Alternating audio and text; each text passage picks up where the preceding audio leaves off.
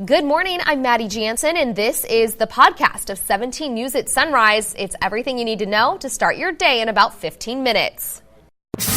Working in the spirit of the Golden Empire, this is 17 News at Sunrise.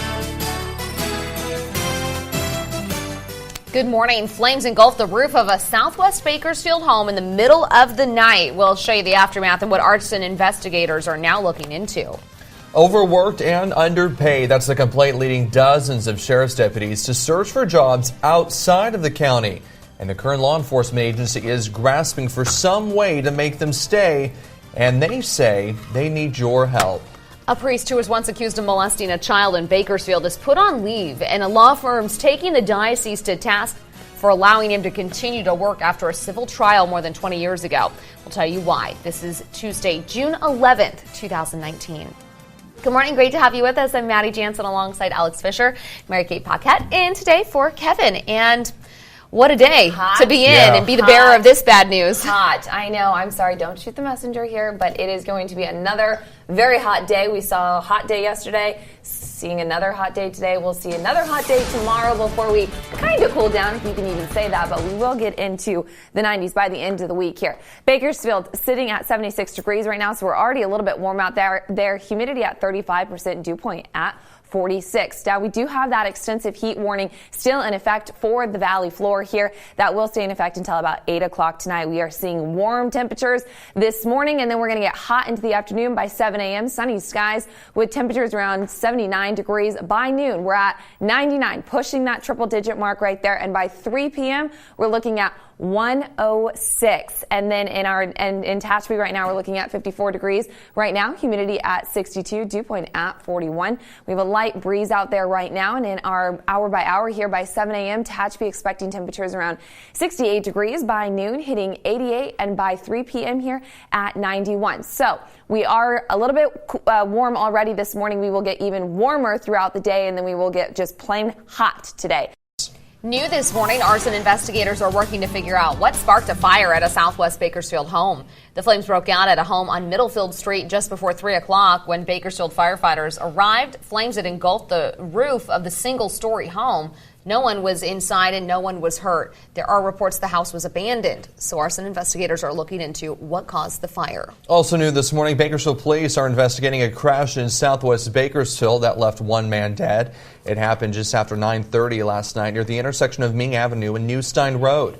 BPD says a man was not in a crosswalk when he ran across Ming Avenue and hit by a car. Paramedics rushed him to the hospital where he later died.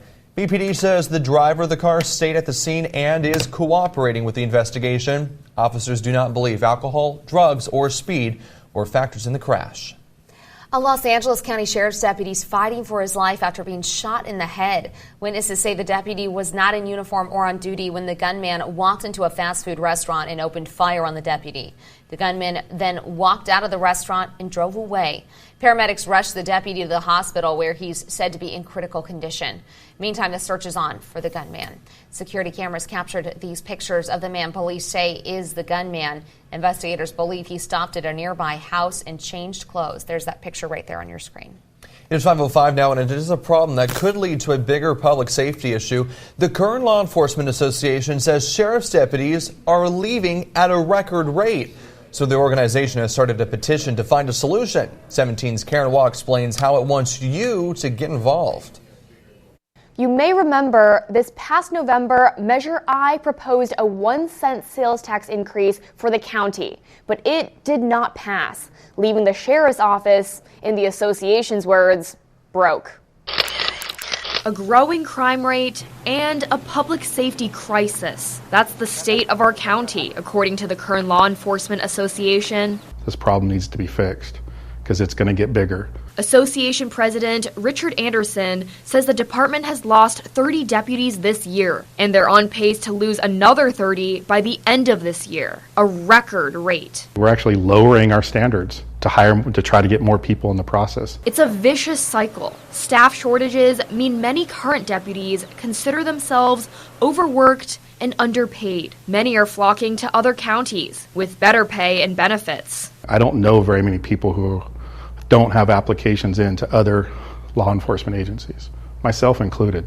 And he says it'll cost you, the taxpayer. I mean, on a low end, it costs about $200,000 to replace a deputy. The association solution? I would like the board to come up with a solution, either a 1 cent sales tax, half cent sales tax, something to fund our department so we can stop people leaving. But it's a catch-22. The association has started a petition to raise this problem to the Board of Supervisors. But the Board of Supervisors needs voters to approve any sales tax increase, which they already attempted and failed last November with Measure I.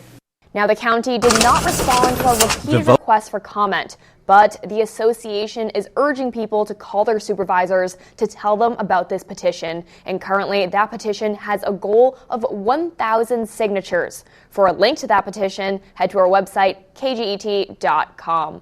I'm Karen Hua, 17 News. Thank you, Karen. 5:07 now, and people in Northern California are back at home this morning as firefighters continue to get the upper hand on the so-called sand fire. The flames broke out in Yolo County on Saturday. So far, the fire has scorched more than 2,200 acres, but CAL FIRE says it is now 50% contained. Flames destroyed 7 structures. Luckily, none of them were homes. High temperatures and strong winds are making the firefight very difficult for crews. CAL FIRE lifted mandatory evacuations late yesterday, though an advisory evacuation remains in place. PG&E plans to continue shutting off power in parts of the state to combat wildfire risks. The so-called public safety shutoffs will happen on days when it's especially hot, dry, and windy, when wildfire risk is at an ultimate high. The utility's been under intense pressure after investigators found PG&E equipment sparked the deadly campfire last year. Precautionary outages started over the weekend, impacting more than 20,000 customers. Most of them were back on the grid by yesterday morning, but the company says future outages could last for longer than 48 hours, depending on the threat. To prepare for potential power outages and wildfires, PG&E recommends you build an emergency kit with water, batteries, and non-perishable food, enough to last at least a week. The company also recommends trimming the bushes and trees around your home to reduce fire risk. The heat is on. We felt it yesterday, and when the mercury really starts to rise, there are a few ways to keep cool without blasting the AC. When temperatures are forecast to reach 105 degrees here in the valley, 95 degrees in the mountains, and 108 in the deserts, the doors at Kern County cooling centers will open from 1 to 8 p.m. We checked, and Arvin and Bakersfield cooling centers are open today. And spray parks are also a good option to help keep your kids cool. They're going to be open from 1 to 6 every day during the summer. And we've posted lists of all the cooling centers and spray parks around town on our website, kget.com. Just click on that hot link icon. It's 5:09 now. A Visalia priest accused of molesting an altar boy in Bakersfield almost 30 years ago is in the spotlight once again. Last week, Jeff Anderson and associates released a list of 43 men within the Fresno diocese it says are accused of sexual misconduct. Father Eric Swearingen, pastor of Good Shepherd Catholic Parish in Visalia, was on that list. He was accused of molesting a minor in the late 80s at Our Lady of Guadalupe in Bakersfield. The victim filed a lawsuit which went to a civil trial in 2006. Jurors voted 9-3 in favor of the accuser. The firm's report says Swearingen and his accuser entered binding arbitration to settle the lawsuit in 2009. Anderson blasted the Fresno diocese for allowing Swearingen to continue to work. Practice and those choices by that bishop and the current bishops deeply concern us and deeply alarm us because it's a demonstration of the dangerous practices being employed by the Catholic bishops in the Diocese of Fresno. Welcome back here at 5:13. Today you have a chance to be a hero, even if it's just for one day. Just One Day is a national campaign where shelters promise not to euthanize any animals so they can be adopted. This is the 6th year that Kern Animal Services has joined in. So today on June 11th, the shelter's open for 11 hours and you can adopt for just $11. The shelter on Fruitvale Avenue will be open from 9 a.m. to 8 p.m. The shelters in Mojave and Lake Isabella will be open 10 a.m. to 4 p.m. And if you adopt today, you're a hero for more than just one day because you are giving those dogs a new forever home. So it would be a great thing to do if you were looking for a new pet this summer. $11, that's a deal you really can't beat. Welcome back in your Business Watch. Shopping at the grocery store can take a big bite out of your paycheck, but there are some small, simple steps you can make to save a little money. Mary Maloney has those tips. Food can be expensive. The USDA says a family of 4 spends on average roughly $875 to $1,045 a month at the grocery store. So how can you save a little green while shopping for your veggies? Plan. Look at your pantry and freezer. See what you already have and use it. Then buy what you need. Try to only shop once a week.